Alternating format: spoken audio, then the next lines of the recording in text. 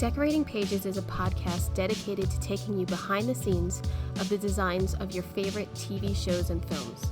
Each episode, I'll be sharing design stories from some of Hollywood's most famous sets. Interviews from set decorators, production designers, directors, and actors about creating the look of TV and film, about their design inspirations, and stories that take sets from page to screen.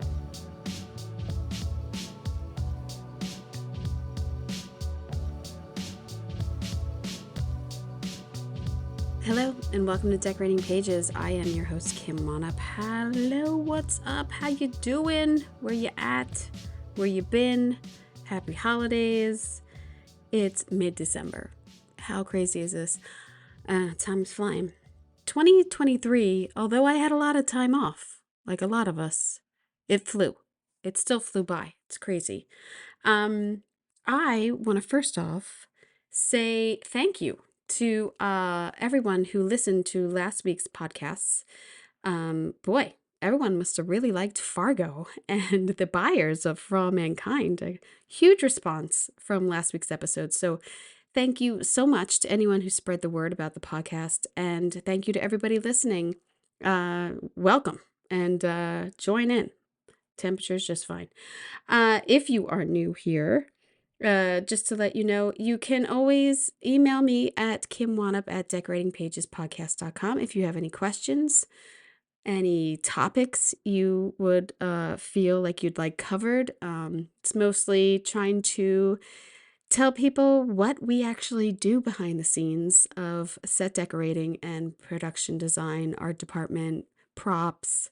I've had a lot of different below the line positions here. And above, a couple showrunners. So yeah, but mainly, we're just talking about our work and our craft and how much we love our jobs and how hard it is. So yeah, so welcome.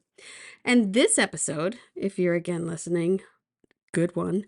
Arthur Max, production designer and set decorator, Elli Griff. For Napoleon, phenomenal movie. I don't know if you've seen it. The design is fantastic. So that'll be in just a little bit. Let's talk about what I'm watching, what Wanup's watching. So I'm deep into these screeners for award season, and I finally got to see Killers of the Flower Moon. Now I read this book. It's a great book. It's rough. It's not an easy subject, but I knew that they were going to make a film about it, so it drew me to it. It was Scorsese and then DiCaprio, and I'm in. Production designer Jack Fisk and set decorator Adam Willis, who also decorated some of Oppenheimer. Where'd you come from, man? You got potentially 2 nominations this year, maybe, for production design, or at least going to be on a lot of awards. I don't know I don't know Adam, but I don't know where'd you come from. I like it. Great work. See that? Anyone? I'm dying to do this kind of work. I'm dying to do it.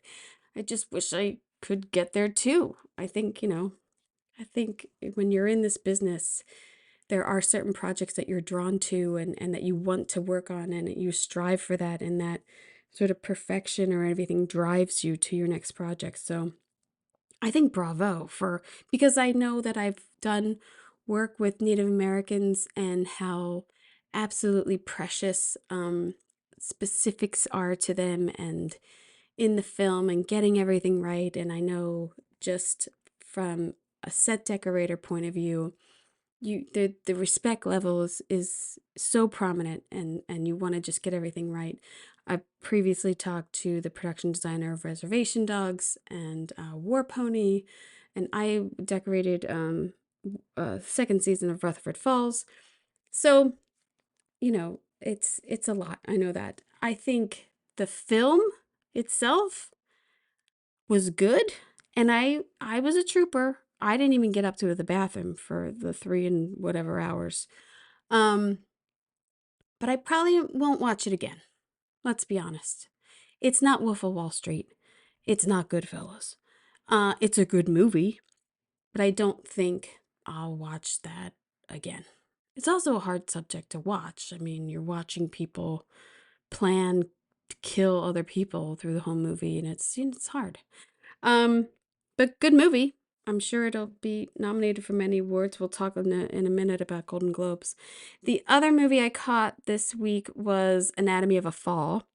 Production designer Emmanuel Duplay and set decorator Cicely Deleu. And they're French, I believe. Now, this movie is good, but again, too long. It's too long. The decor is really all about this house and this whether the the a man dies, either he was pushed or he jumped off a roof of his own house. You don't know. And so the house is such a character that they had to, I'm assuming either design or find as a location and then decorate for this family. And then there's a lot of the French trial, which I thought was very interesting how they run a trial in France. So I liked it. I'm not gonna lie, I kind of fell asleep for about 30, 45 minutes in the middle. Sorry. But when I woke up, not much had happened, and I caught the ending, and I know how it ends. So it was good. It was good that way. Um, I also watched Wonka again, which because next week's episode is production designer Nathan Crawley. So I've seen Wonka twice. It's good. Is it an iconic film? Well, I don't know. We'll see. But it's good.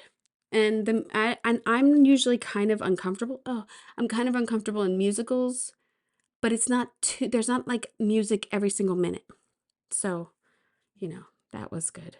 So yeah, that's what Juana's been watching this week. I have talked quite a bit about the book that I'm reading because I listened to it on audiobooks and it's 28 hours long. So I have like 4 hours left. It's called Oral History of Hollywood by Janine Basinger and Sam Wasson. And I'm on these chapters where it's like quotes New Hollywood, which I believe the interviews this was taken from is the 70s. And they started to go back and talk to production designers because I had mentioned that they go through almost every position on the crawl. And I'm waiting and waiting for them to get to like production designers and set decorators. And that little blurb was like over in like 3 minutes of 28 hours that I've been listening to. So I'm at a point where they've gone back and now they're talking more to production designers. And what's interesting is, in the 70s, they really talk about this new Hollywood and independent films like Easy Rider and Midnight Cowboy and all of these films that were independent and then became these huge hits. And how the breakdown of the studio system that they had back in the day, back in the original Hollywood, of someone, like a production designer, heading up an art department and working on basically every film that came through that studio, like MGM or Universal or anything. So there are production designers who have over, 500 credits. And if you listen to the production design film study series that I have going on, we talk quite a bit about that also and the designers' work and how the same designers kept doing the same things, but really they were kind of overseeing things. But then, what they start to talk about is that they missed the Hollywood system because it actually kept costs down, which I thought, well, maybe that's because they weren't paying enough, but there were unions by them. So, but it dawned on me that they didn't have to negotiate every time they worked on it. Like that guy worked on 500 films. He didn't negotiate 500 shows. He worked for MGM and that was his rate. And he, worked on some of the, best movies of all time. So it hit me like that because the negotiating every single time you get a job is such bullshit. It's just so like in a sense demeaning because you have to like prove your worth every time just to get like a $50, kit rental or something. It's like it's crazy. So that's always a pain, but you do it and you move on. Hopefully you're not bitter. Um, but it also, I just thought, if you're being paid enough, and probably they were for the time, that's amazing. It's just an amazing thing. And it worked out for actors sometimes too, because some actors were in, hundreds, 100 films or whatever under their contracts, and some were lent out to other studios. I don't know if they even had any say in it. So, yeah, but I just thought that was interesting, and that's what I'm listening to right now. But yeah. So, what else? Well, should we get to this episode? I don't think I have. Oh, let's quickly just go over the Golden Globes. Just the project. So, best motion picture: Oppenheimer, Killers of the Flower Moon, Maestro, Past Lives, The Zone of Interest, Anatomy of a Fall. Best picture: musical or comedy: Barbie, Poor Things, American Fiction, The Holdovers, May December, Air. Totally weird to me that Wonka didn't get nominated there. Weird. Best television series drama: 1923, The Crown, The Diplomat. I don't know about that. The Last of Us, The Morning Show, Secession. And then the best television show, musical or comedy: The Bear, Ted Lasso, Abbott Elementary, Jury Duty, Only Murders in the Building, Barry. And then limited series. Why is The Beef limited series? That has seasons. That's weird to me. Anyway, Beef, Lessons in Chemistry, Daisy Jones and the Six, All the Light We Cannot See, Fellow Travelers, and Fargo. So, you want me to pick my winners right now? I can do it. Best Motion Picture, I might go to Maestro. Best Musical or Comedy, Barbie. Best Television Series should be Secession, but they might give it to The Crown. Best television series, musical or comedy. Oh, The Bear. I got The Bear and The Beef mixed up. Sorry. The Bear, I think will probably win. Either that or Only Murders in the Building. And then limited series, that's the one Beef is in. Sorry. I think Fargo should win, and Daisy Jones is fantastic too, but they'll probably give it to Beef. Or, I don't know, that's a tough one. Because they have a lot of different storylines going on there that could favor different votes, I should say. But that's plenty of other categories we're not going to get into, because Golden Globes doesn't do production design. So forget them. But of course, I'll be watching. So here we go. On this week's episode, I speak with one of the most influential production design teams, production designer Arthur Max, and set decorator Elli Griff. I was absolutely thrilled to speak to them and kind of dorked out. And I spoke to them about their project Napoleon, directed by Ridley Scott. So to create this epic scale of a movie, production designer Arthur Max, a 3-time Oscar nominee for Gladiator, American Gangster, and The Martian, has collaborated with Ridley Scott on 15 films since 1997, starting with G.I. Jane, has seen this business of production design change immensely over the years. Quote, "We have always built giant sets, but now we use spaces in different ways," he explains. "When we made Gladiator, CGI was in its nuance. We were limited as to what we could achieve. Now the scope of our ambitions has grown with it, but we're still in the school of thought that it's best to have a physical set to build off of, not just a complete CGI universe." And I have to agree immensely. Set decorator Elli Griff joined Max on Gladiator in Morocco, followed by Black Hawk Down and Man on Fire, directed by the late Tony Scott. More recently, she worked on The Glass Onion, which brought her an ADG award, and they are both currently finishing up Gladiator 2. How cool is that? So on the podcast, we explore this intricate process they had for Napoleon and research, and we talk about color palette of the time, how the decor of these elaborate tents, a lot of battle scenes, a lot of tents, and then she brought up beds.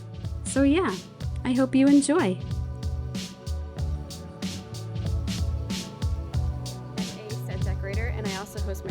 podcast, Decorating Pages podcast. Hello to both of you. How are you? Yes, very good, thank you. Are you tired yet? Have you just been like doing a million of these? Well, there's been quite a few. Yes. Oh, I'm your first? Oh, pressure. I would like to start by saying that I'm a set decorator for almost 20 years. Your work has absolutely inspired me, so this is such a gem just to get to talk to both of you. So I'm so glad to have this opportunity because absolutely your work has inspired me over the years. So thank you first and foremost for that. I really am just blown away to get to talk to you and to see this film, which is another epic film that you took on, which is unbelievable. I mean, you must have had over 200 sets. Yeah. You must have had at least over 200 sets, right? Do you know? Who's counting? Yeah, there were a lot. I guess when you get that many, you just stop counting and you just go as the schedule goes and you just do it. I'm wondering though, in a project like this and taking over someone's life story, and the research is, I'm sure, so intricate. Was there any specific piece of research that you found or did that led you down your color tone path or down your character detail decor path? Oh, golly. Well, I mean, it's a collaboration across departments. So, as you know, one has to bear that in mind, that it's, you might have a strong urge to lead like that, but actually you do have to collaborate with everybody else. Costumes, obviously, Arthur and I, it's a massive element of trust, but, we clearly go through things beforehand and we just have to make sure that we're the same temperature as everybody else. Right. Was in historically going through this and picking locations, was it harder to find? I mean, you shot in England, correct? Was that it? Yes. Yeah, shall I take this one, Elli? Yeah. Yes, please. Yeah, I mean, I'm sort of the architect on the film, and that was one of the bigger challenges of not shooting, one of the greatest characters in French history in France. We love the French and we love France, but for various reasons, we decided to do it in England and in Malta. Malta, especially for the naval side of things, the nautical scenes, and representing Toulon in France, and also the islands of Elba and St. Helena. But in terms of architectural style and research, I had somebody in Paris in the Bibliothèque Nationale working for quite a long time, pulling research out. So we were very well informed by French researchers about the history and the design side of things. And surprisingly, and I was pleasantly surprised to find so much that was suitable in England that would double up for French, both the exteriors and interiors and landscapes. And there were a couple of locations that we found a bit further afield outside of the general central London area that couldn't be more French, where particularly the Bowson Hall in Northumberlandshire, which was designed for an English diplomat who had lived and worked in France on behalf of the English crown, fell in love with French style, and came back and built a completely authentic French chateau, which was completely unrenovated as well. It was maintained in its original condition with beautiful grounds and first forest kind of primary oak trees. I mean, just gorgeous, and it was just fell in our laps. It was at Josephine's. Was that Josephine's house? Well, it's at the point in the story where they're married, and he has become a general after his success in Toulon. He's promoted by the Revolutionary Committee to the rank of general, and he's married by now, and that's their home. It's called, in the film, Chateau Bonaparte. Oh, it's beautiful. There was a Chateau Bonaparte, but it doesn't exist anymore. Mm. So we felt we had a little license there. Well, yeah. But back to the question you asked Ellie about palette. I mean, we tried to stay true to the colors of the era and how they're made and what kind of dyes they used, and you know, to be faithful to the period, not to use commercial fabrics that are out of period. Mm-hmm. And the spectrum of the you know, the two sides also. We had so many different countries to represent, and they're all color-coded in uniforms and banners and flags. You know, it's like football match. Right. You have to identify the teams, or else you won't be able to follow the action. So there's all of that to talk about in terms of, you know, and in coordination with costume as well, Right, the yeah. interiors and the props, etc. So there's a whole side of, you know, domestic and military color schemes as well. I found it really interesting to kind of keep track of it all. Oh yeah.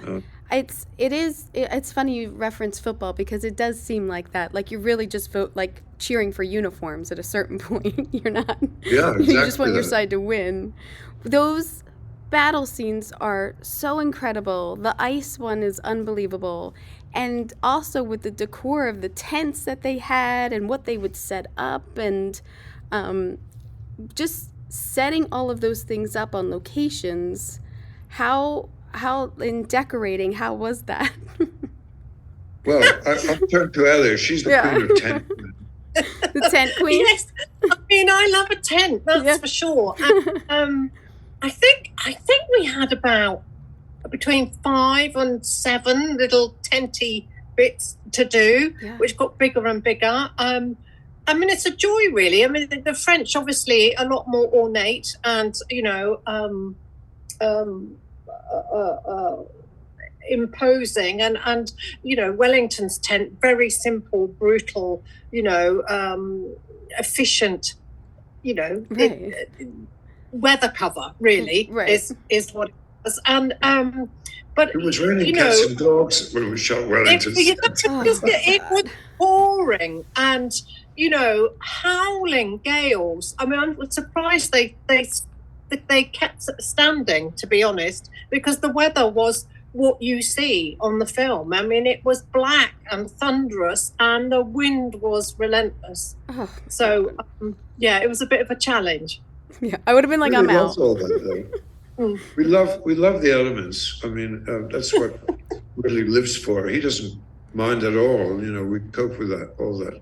But back to the research side of things. I remember now that we're talking about imperial and royal tents. That there was a lot on Napoleon, visual and reconstructed Napoleon tents in museums and that sort of. Research, but very little. I remember very little on the Austrian king tent. There was one image, I think, an engraving, and I couldn't find anything on Wellington. Could you? I don't. Do you like that though?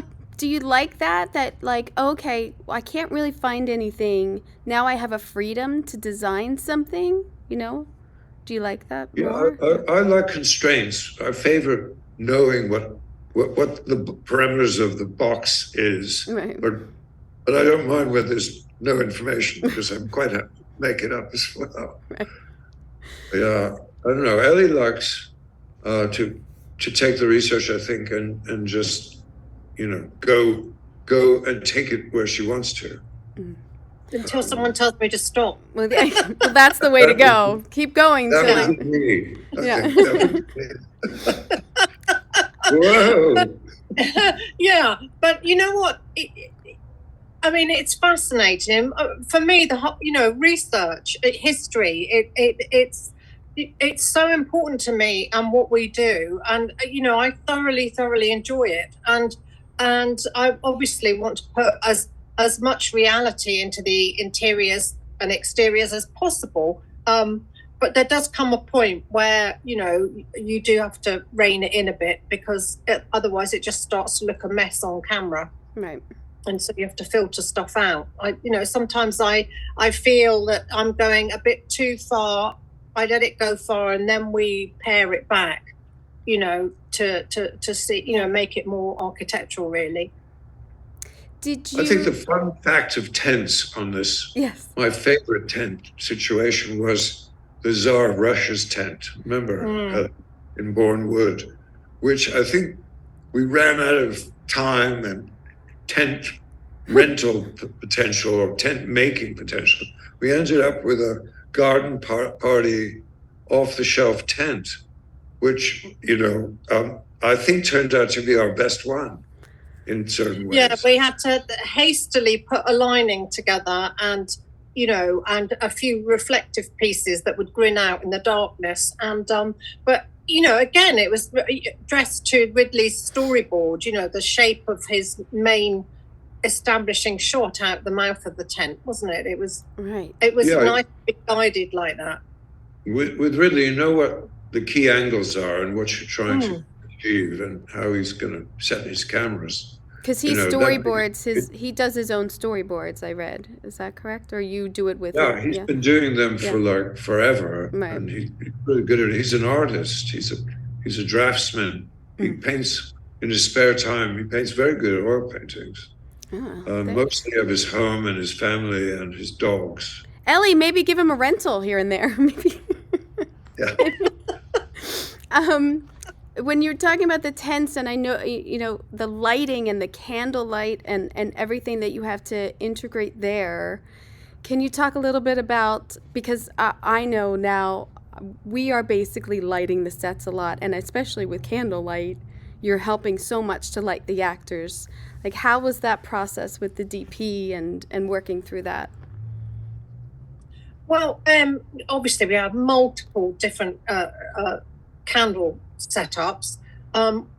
Some locations dictate that you can't have live candles at all. Right. So we had like little LED tips. Oh, yeah. So we could give the whole apparatus plus the candles to the sparks, and then they would rig the whole thing, and then we'd dress it in. And I believe that the tips then, I'm talking to Charlie Visual Effects, they tip the tips with a proper flame if they were, close in vision. I mean, for background, I think you could get away with it. But and then other locations would let us use real candles. So it is a little bit of Russian roulette, really, and we just had to cater for everything. Wow. So yeah. But it's interesting. I've never done LED tips before. That was a new thing for me. The relatively new technology, they've gotten better, smaller, and more powerful.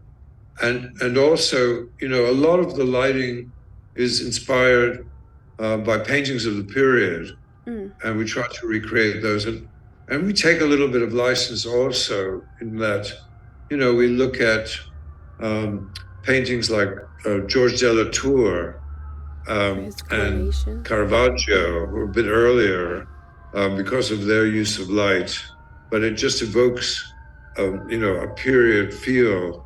And sometimes we invent kind of light fixtures that may or may not have existed. To bounce light back in. I always find that of like, oh, that's such an interesting light.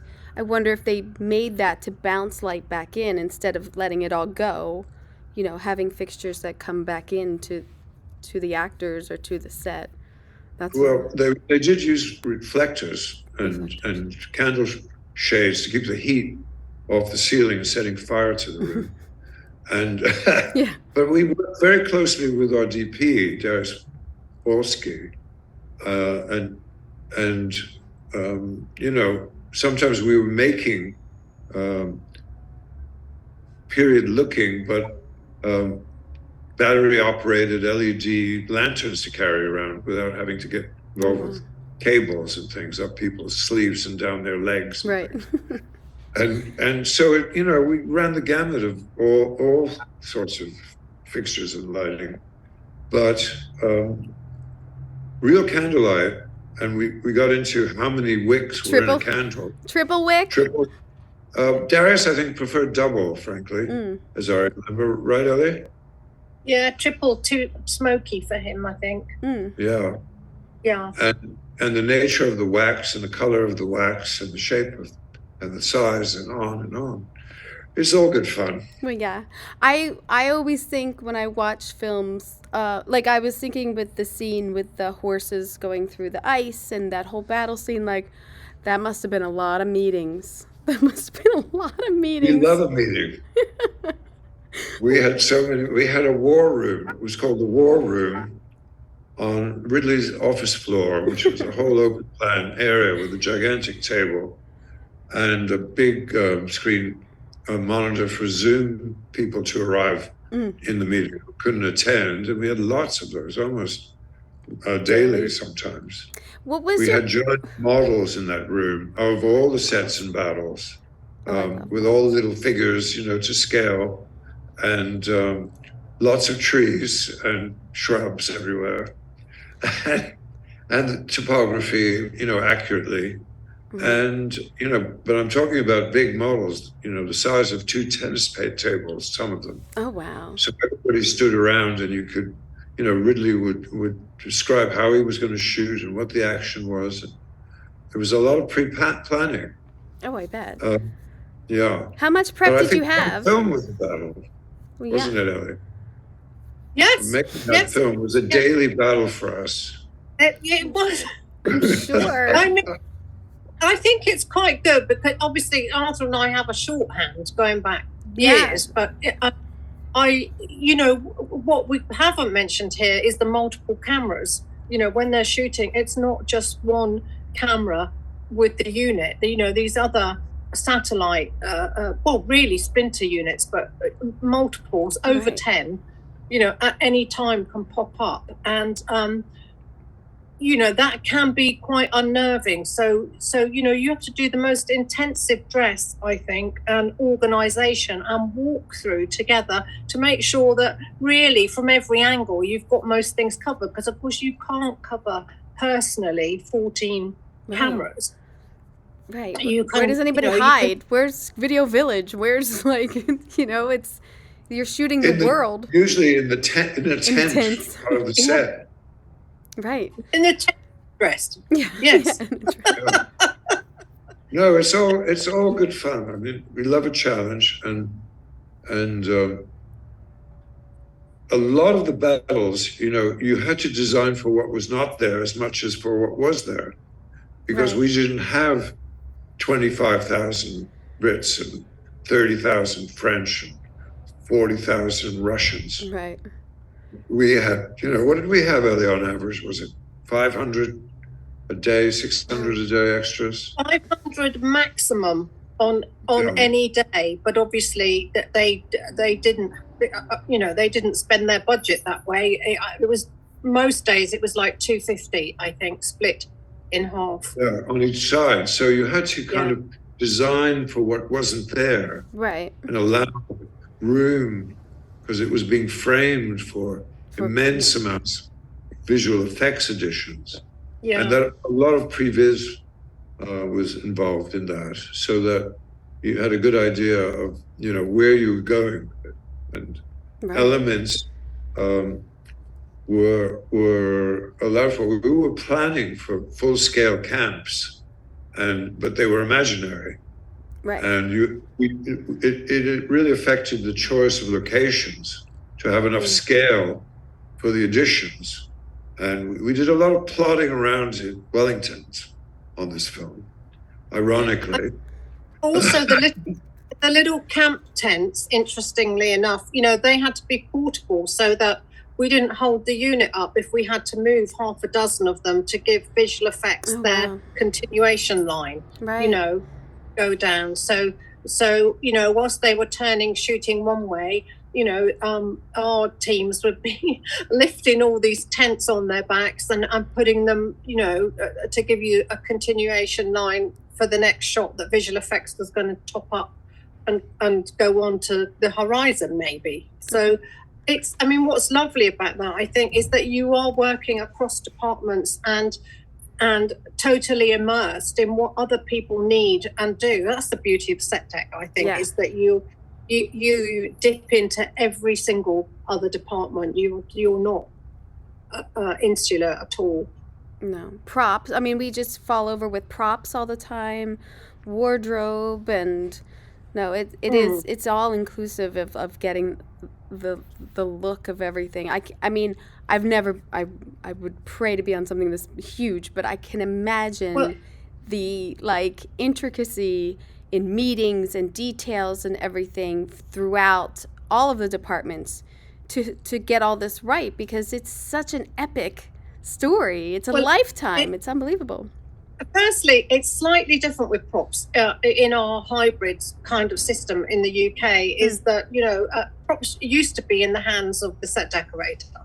So very grateful I am that they've branched out, in a way where they're self-sufficient, but I still like to be involved. So it's not, it's not the same as an American prop master who is on the floor and responsible for all the action props, and actually you don't have to get involved at all. There's still some of us that are a bit old-fashioned that like to, help out and, make sure that there's a cohesive look. Right. Because all that armory, all of that and everything, you also have technical advisors that help with all of that too. But the production of all that, I mean, it's a massive undertaking also. Oh, yeah. Well, I mean, you've got horse dressing. That's set decorate. You've got, all the extra detailed dressing for weapons, chains, rope, lanyards, all those clanking, textural details that you need to put onto stuff. Vehicles, they still got to be dressed, and yes, but it's great because I am Napoleon, right? We're doing exactly. Yeah, I mean, how else can you do it? I mean, we all do it differently, but how else do you do it except be one of those people? Did both of you have a favorite set? I want Elli to talk about beds. Beds? Oh, the bed. I read a little something about the bed, the historical bed. Beds. Well, my favorite thing was Napoleon's bed. It was one of the first things that I did, and so I went for fabrics that were really, really, original silk, very, very reflective. And when he said to her, come to the bed of our masters, I think that's the line, and she runs in, and it's very simple. It's in the firelight, but we had a convex mirror in there with the imperial eagle, and it was just a delight to do. Again, really simple shapes, but the fabrics were so reflective. It was just a pleasure. It was an absolute pleasure to do. And then we had multiple beds. In the end, I did buy some online, and we cut and shot them. Some we made. There was a lot of improvisation, lots and lots of bed drapes. These with coronets, right? And golden swans. We had to make coronets. We made golden gilded swans for her bed at Beauharnais, I think it was, and then there was her deathbed, which was also done in reflective silks, where she's I think you see it in the background of her with the throat infection and the diphtheria. Oh, they're beautiful. Yeah. We had a bed factory in section prop making workshop, and they were always rushed for some reason, and they were always very complicated to install, and they were always kind of a joy to finish at the very last minute. I seem to remember. And they were magnificent. And I really, congratulate Elli for, the variety. I mean, from the very simplest of camp beds for the average soldier all the way up to, Right. Josephine's imperial bed in Fontainebleau. I mean, they were pretty orgasmic creations. Thank you. And Napoleon's little bed in his tent was a direct replica, actually, of his campaign bed. And which he designed, didn't he? Yes. Yeah. He was, and campaign furniture in general. There was a lot of authenticity, and at the same time, there was a lot of invention. And it was really fun. That's why I brought up the subject of beds. For me, it was, it was always a bit of a surprise when I walked into a room to see what we were dealing with that particular day. But it was a great period to do for that reason, because you had the very practical military side of campaign, and then the just lavish opulence of the palaces and the chateaux. And the ships. All those ships too, like all of. You say ships, but we only had one. You only had the one? I keep thinking of that scene with the checkered floor. I love that room. It's simple and beautiful as it was. I love that. Oh, shall we confess, Elli? Yes, I think yeah. I mean, that is the real HMS Victory down in Portsmouth. Beautiful. I was wondering because color-wise, it was brighter, and I thought, wow, this is something a little different in the room than, and plus he's just sitting there. It's only very authentic Georgian green, isn't it? So it was beautiful. It's a museum, and they've restored it accurately. Oh wow! So we don't really count that. We just walked in and I think we sort of emptied the room, didn't we? You got a light day on this 50 days. You got a light day? That sounds awesome. Well, I mean, you win and you lose in this business sometimes. Yeah. Yes. But we only had one ship that became both the French fleet and the British fleet. It was repainted, redressed, re-rigged. Oh, then you didn't get a day off. They shot, from every angle, every, direction. So all credit to visual effects, because we only had the one ship, really. I was fooled. Oh, I thought you had a fleet. So I thought I'd mention that. I have to wrap it up. I just want to say thank you again so much, and thank you for the inspiration over the years. I can't wait to see your next project, because that's going to be awesome too, I'm sure. Good luck with that. I don't know if you're in it or you're done it, or I don't know, but you guys like to pick up a 200 set list, huh? I'm sure. Oh, we love it. And like Arthur said, it's the challenge and the high speed. It's great. Yeah. Very. Get used to it. Yeah. Yeah. Yeah. Yes. And you work together. I mean, like you said, like the shorthand and working together, it's always makes things a little easier when you know who you're talking to, and you can talk together about things instead of something new. Yeah, well, it makes it faster. Yeah. That's the thing. Yeah. Awesome. I think it shows up on the screen, Oh, definitely. Definitely. It's a real collaboration. Yeah.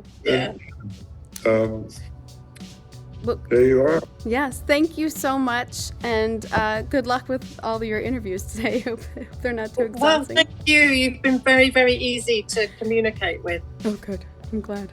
And again, a total pleasure. So thank you so much, and I hope to see you again sometime. I hope to see you in award season, I'm sure.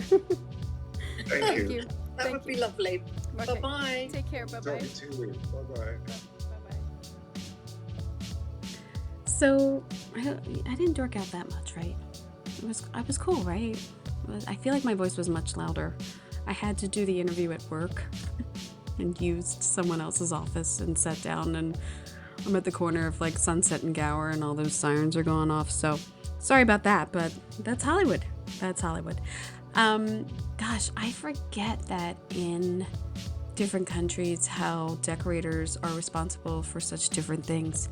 And dressing horses and weaponry and everything is such another huge job. I don't even know how you layer that on to an already huge, massive project like this as a set decorator. So, especially to that, bravo, Elli. I mean, fantastic job. I'm waiting for Napoleon to come up on screeners again, because I would watch Napoleon again. And I think probably many times throughout my life I could throw that on. I think it's very weird that Joaquin Phoenix doesn't have an accent, and he's Napoleon, and he's not even French or anything. And then all the other people have English accents, and they're French. But, I mean, I get it. I mean, it works. It's a beautiful movie, and I don't know. I really liked it. I think it's gonna do well. I don't know, but we'll see. I'm a voter in some things. I don't know. I liked it. Anywho, so next week's podcast is production designer Nathan Crawley for the whimsical film Wonka, which I said in the beginning I saw twice. I really liked it. I think the design is fantastic. I love that it's not a remake of the story, and it's an origin story, and I don't know. I liked it. So again, I'm a voter, whatever. And then tomorrow, another production design film study, 1980, with art director, production designer Raph Leiden.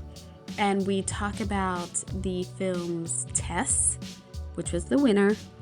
We talk about Empire Strikes Back, The Elephant Man, Coal Miner's Daughter, and Camarasa. I can't even pronounce it. It was a Japanese film, and I can't pronounce it, and I have a lot of opinions about it. So, it is on YouTube already, if you want to check that out, and the podcast comes out tomorrow. So another week for a twofer. I'm really giving up some Christmas prezzies here. I hope you got an earful. I'm Kim Wannop for Decorating Pages.